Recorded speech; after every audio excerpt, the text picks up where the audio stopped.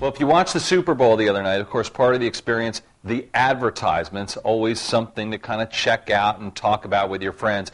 A surprising ad, though, by Google. Now, we'd always thought that Google had eschewed TV ads. This wasn't exactly prurient, but still, Dan Roth, surprising?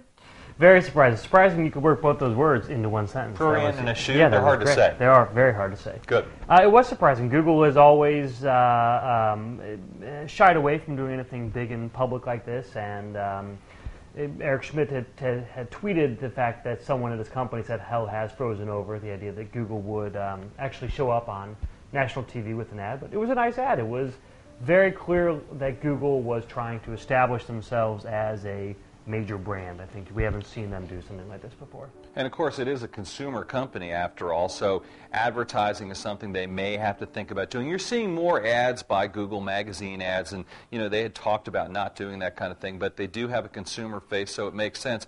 Company founded in 1998, went public in 2004. It's growing up, and when you make these promises, doing no evil, maybe you do because you're a big company. You have to be careful of what you promise people in the early days, right? That's right. It'll come back to bite you, I guess, in the end. But the company is just getting to be a big, mature company these days. And if you look at what they're doing with the Nexus One, selling their own cell phone, they are reaching out to consumers in a way they haven't had to before.